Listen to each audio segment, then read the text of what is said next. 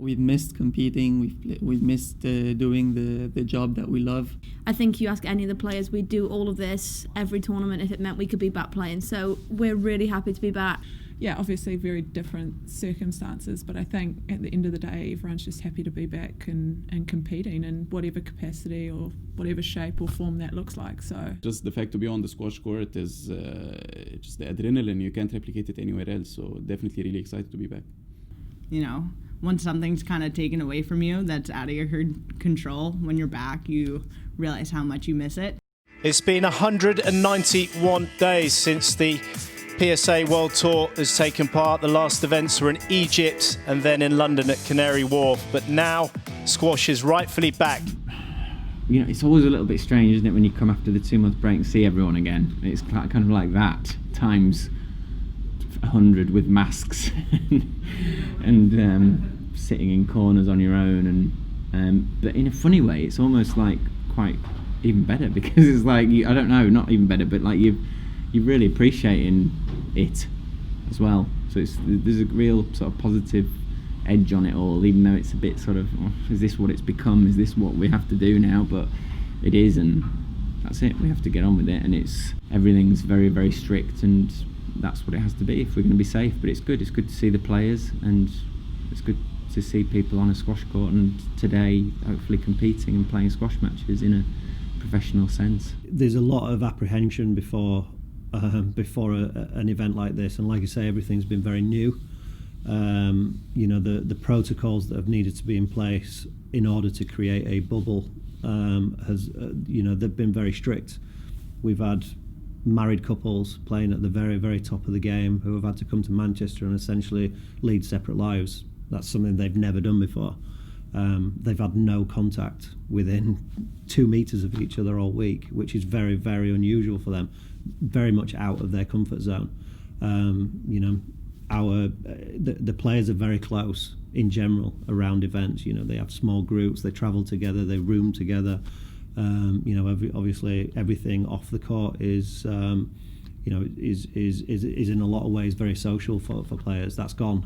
You know, they're literally hotel room, a couple of other areas of the hotel. They're in transport to the venue. There's no one at the venue. There's no practice. You know, things like this are very new for players, and obviously, you know, they're big compromises that they've had to make. And you know, squash as a sport is a sport that's probably been at the sort of back end of the phasing with regards to sport coming back from a domestic point of view. Certainly in the UK, it's an indoor sport. You know, contact is inevitable. You know, the positives are that it's generally 2 players on a court, and the numbers are very small.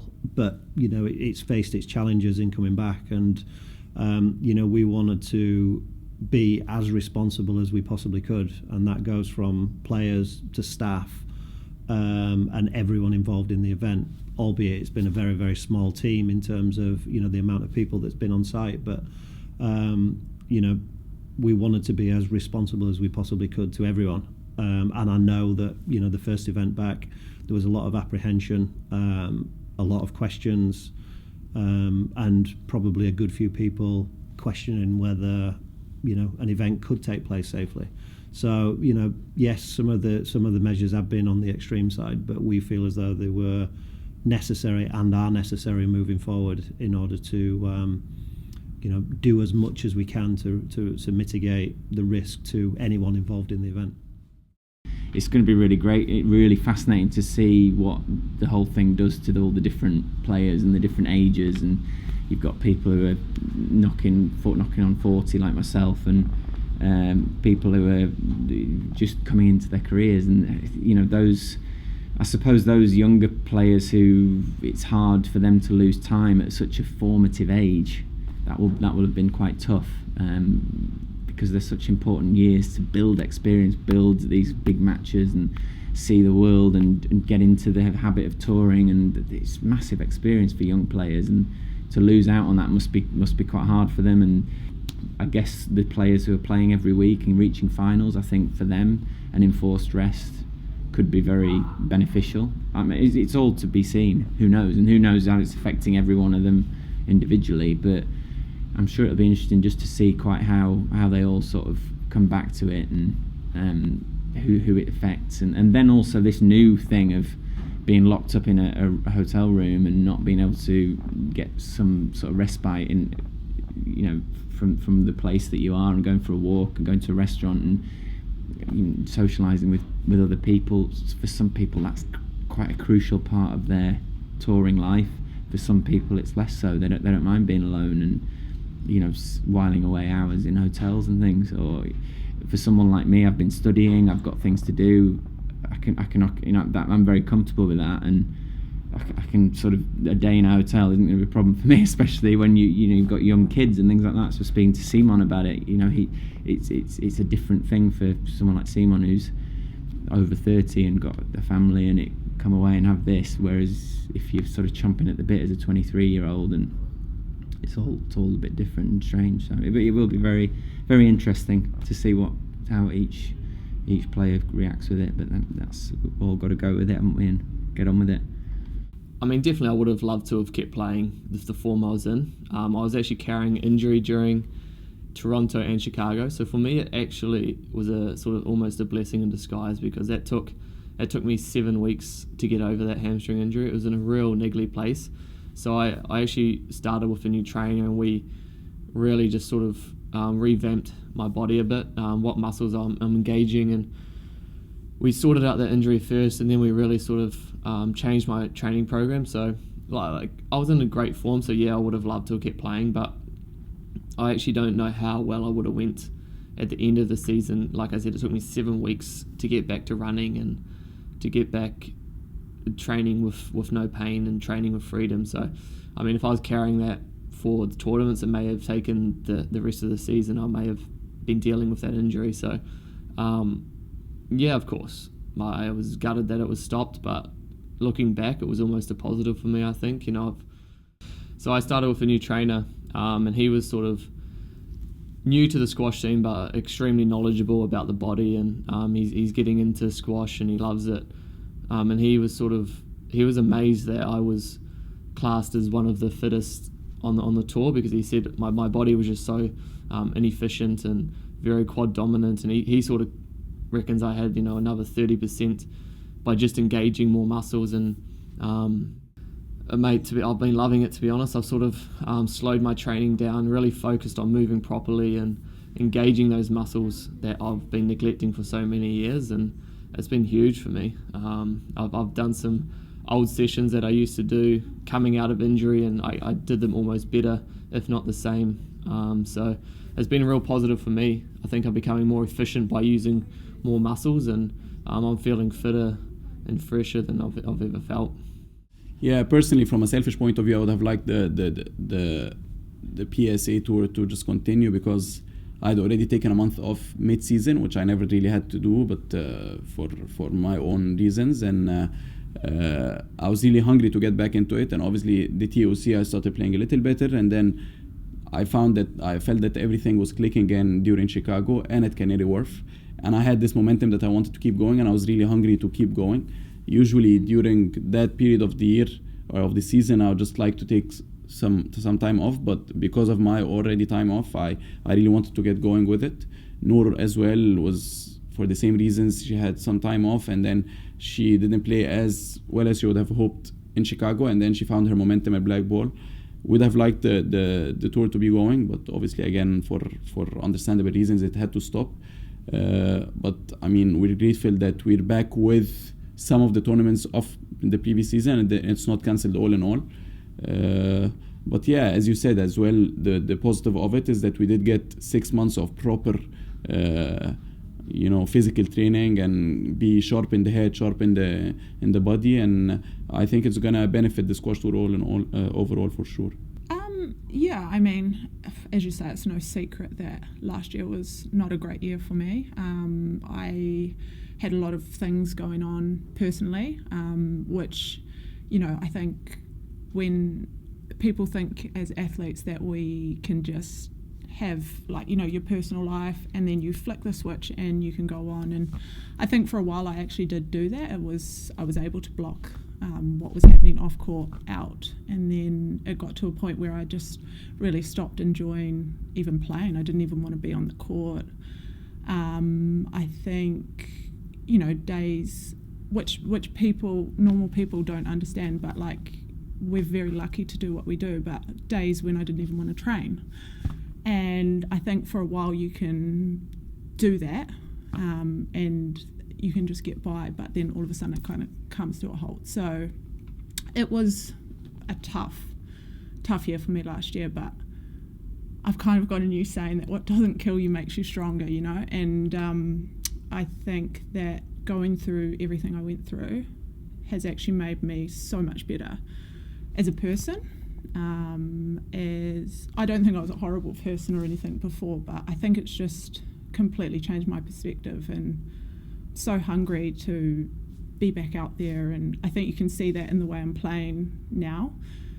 I'm grateful, you know, that I get the chance to do this for a living and everything. So I think, yeah, going through that hard time, as hard as it was at the time, I think I've come through the other side better. So I'm kind of already winning by the fact that I'm loving being on court.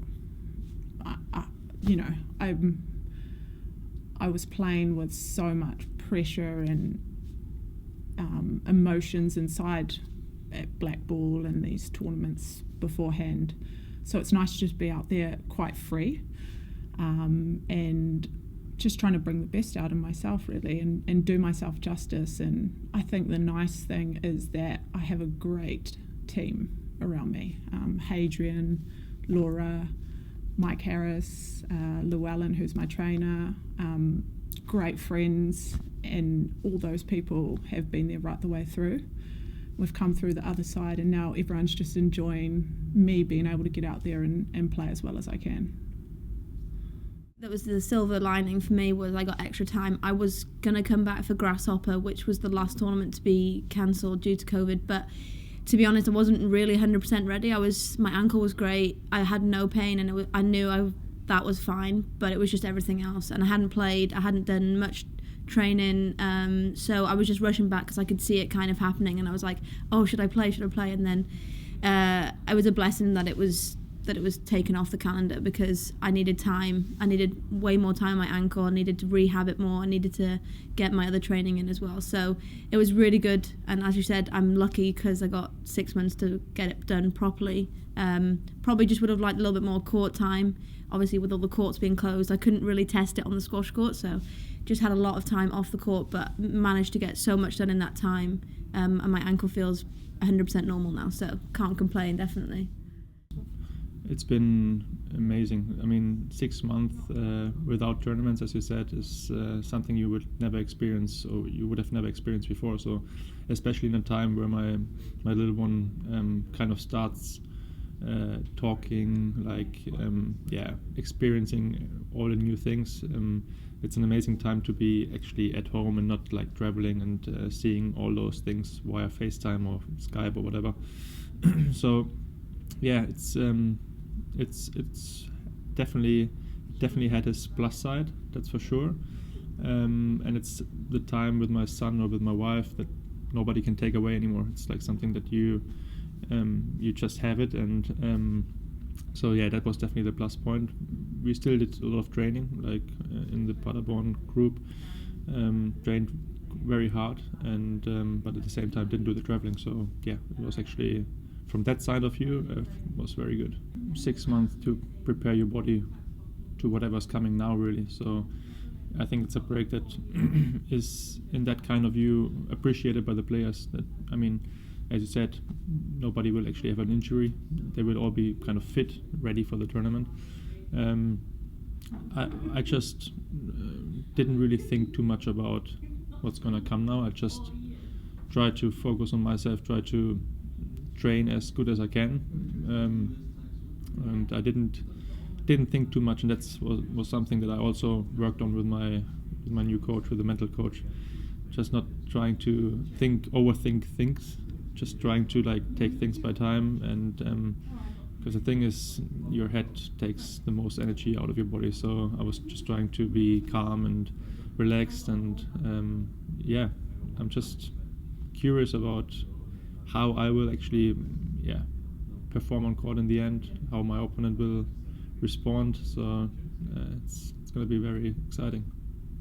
To be honest, it's not new for me to be out for 6 months. So to be fair, all things considering, I think this 6-month time off was significantly better than my 9-month layover with my injury. And to be healthy and have 6 months to properly like work on new things and to have a body that's healthy for the first time was really, really nice, I have to say. And like, to not be having to travel or live out of a suitcase. I literally was like unemployed, 27, living at my mom's house for 3.5 months, and like I loved it. It was so awesome. And just to like spend time with my family, hang out with my mom. I don't really get to do that much. Spend time at my childhood home, be put in one place for a long time. So I kind of loved it. There's definitely like ebbs and flows. It was very lonely. There were days where I wouldn't leave my apartment. My roommate was quarantining with his girlfriend, so I was pretty much on my own. And so then I was just like, Mom, I'm coming home. And my mom was quarantining by herself as well. So I was like, I'm coming home, rent a car for a couple weeks. And I was like, I just need to change scenery, everything. That 3 weeks, 2 weeks ended up being 3.5 months staying at my mom's house. I was like, there's no real reason to go back to Boston in an apartment in a city during a global pandemic. It's just a no. I think once I just got back into training, I realized how much I missed it. And I was just excited to get back out there again. Like, I feel physically I put a lot of work in because I was able to utilize the time at my mom's house. So it makes you really appreciate competing again. And I did enjoy the time off, but once you kind of get back competing, you're like, okay, I really miss this. I don't know. I mean, I did start the year well. I made the finals of the TUC. I had a feeling though that when the break happened, I kind of needed it at the time because I played a lot of tournaments in that period. I played the nationals in Egypt, and only a few days later I had to fly to Canada. I played that one and I won the tournament. Then I played Chicago, and then I played Canary Wharf. So like 4 events back to back were just a bit too much. So I kind of needed the break, but definitely what I needed was probably a 2 weeks break, not a 6 months break. So yeah, I mean, I had to, like, when I got back to Cairo, I knew that we were going to have a long one. I did not expect us to come back in May, to be honest. So I took some time off and tried to regroup, relax, and recover, and then think about what's next. You know, it was going to be something new to experience, knowing that I'm going to be staying at home for a long period of time. My main focus at the time, I think, was to remain fit, keep my physical shape as to the best of my ability. So I think for like a couple of months I was acting more like a normal person who tries to be athletic. I was not focusing at all about anything that's related to squash. So I would do some very normal routines, go for a run, for a jog, do some bike sessions. It was pretty relaxed, and I felt I needed something like that, to be honest, for a while. Of course, not for 6 months, but for a while, it was good to feel like living like a normal person, even though we were just spending most of the time at home. The 6 months were not so hard on me because I've experienced several changes in them. Like, I enjoyed the first part and then I enjoyed the second part, and it was just about the right time for us to come back in September. I thought everyone will come back on tour strong, and as you see, it's a silver tournament, but everyone almost is playing, so everyone is hungry, everyone missed competition, so everyone is back hungry, As you said, there's it's hard to it was hard to predict if everyone will come back physically strong. Game wise is the same when he last played in February or something. But I was expecting everyone will be back strong, and everyone with such an experience will be able to find his game easily. The only thing which is hard to find is the mental thing. At least for me, I don't find it hard to come back physically or come back squash wise, but I find it hard to come back mentally. So it took me a lot to in practice before the tournament starts. It took me a lot to come back strong, to work on my mental side and to come back with this thing especially. So for me, mental side is the most important thing in the game. The mistake I did back in 2017 was from mid 2015 until I reached world number 1 was I did a lot and I worked a lot. I maybe for 9 months or something I reached the finals. I won a lot of tournaments in a row. I worked a lot for it. I worked hard for it. It took me almost a year and a half to become world number 1. I was world number 8, something like that, and world number 1 in a year and a half. So it took me a lot. So when I reached to world number 1, I was really tired. I was in the end of the season. In the last couple of tournaments or something, I didn't give it 100% on court. So when I reached to this position, I didn't do what I supposed to do. I didn't finish it well. And even when I came back from the pre-season, off-season, I wasn't that hungry to keep. I don't know why until now. I was doing great. I was playing my best squash. Supposed to turn out in a good way, and it's supposed to make me more hungry and looking forward to become world number 1 again. It didn't happen. At the same time, I wasn't mentally hungry. So for sure, I learned a lot from this. Now I'm working hard to become world number 1 again. It feels good to be world number 1. It feels special. Doesn't feel special to be world number 2 or 3 or 4. It's for me 2, 3, 4 is the same. 1 is always special. Of course, I want to become world number 1 again before I retire. I've been there for 1 month, so I wouldn't say it was satisfaction, because no one can just get satisfied from one month as a world number 1. Of course, a lot of players work to be world number 1, and a lot of players wants to be world number 1 even for one day. But I mean, for me and for other players, 1 month wasn't enough, and I can't say it was satisfaction. I'm happy to be back competing again, and of course I want to be world number 1 again. I will work hard, and hopefully I can reach to number 1 again. So I approached this period a bit different, to be honest. I have actually done nothing for the first 3 months. I did not even go for one running session, actually, and it was all calculated and it was all done for a purpose. First of all, obviously to remove the niggles, and second, I wanted to lose muscles. I'm getting older, and I need to change things. If I want to stay at the top, you always need to change to stay there. I feel like the generation I'm playing with right now are definitely leaner than me. Maybe I could be stronger than other in some aspects, but as you get older, you need to be lighter, and I need to change muscles, and I wanted to reinvent myself from the beginning and put muscles into the right areas. For example, how you lunge, how sometimes you're quad dominant, how you're hamstring dominant. So you try to get the glutes involved, for example, and to do that, I needed to work on my glutes last season, the past few years, but my quads were too strong because of the work I have done since I was 15, and so I wanted to lose muscle there, and I decided not to do anything and to lose complete muscle. And then when I start to work, to reinvent myself. I watch a lot of videos of Djokovic and Federer and Nadal when they were out for 6 months, and the one thing that the three of them said when they were out, how they reinvented themselves, and each one of them did it differently. And I had to think so hard how I can reinvent myself differently as well, and my way. So I took the first 3 months off.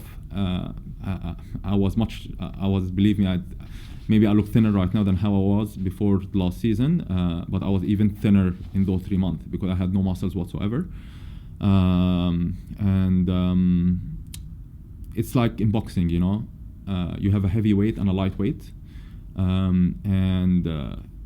let's say the way I beat Ali, for example, in Canary Wharf, I could not walk out of court after this match, and you saw that, you know, and I can't do that forever. So I felt like, you know, Ali is much lighter than me, he's much leaner than me, but at the same time he is very strong. So how I can do something similar and try to go to the category of the lightweights with him, but stay strong. So I completely changed my training, changed my diet, changed the way I train, and yeah, I don't know if it will work. I don't know if it was the clever or the right thing to do. I guess everything you're gonna choose to do, there is risk involved, but you have to believe in what you do and go with your gut feeling and just go with it. And I've been doing that all my career. So far it's been working, and let's see if it will work this season. You know, this thing is changing week by week, day by day, country by country. You know, you say 3 months, 6 months. I mean, we're looking at probably 3 weeks, and even going beyond that feels quite a long way away. You know, we've worked very hard for a number of years to try and have a schedule that is planned out, you know, year by year. Players know where they're going, events are on, they're guaranteed. Just not possible. And you know, we're really going to have to look at events on a case by case basis. We're going to have to work with promoters, countries, in circumstances that we're happy. Clearly, that might not be everywhere, and the calendar of events is going to be very, you know, it's going to be very sporadic. It's going to be, you know, there's going to be nothing that's going to be planned about this whatsoever, really, in the long term. But we're looking almost month by month, and looking to stage events in places that we deem is possible, and also, you know, we'll be working very, very closely with people on the ground to try and make that happen. We've got the players back on court, and we want to keep it that way.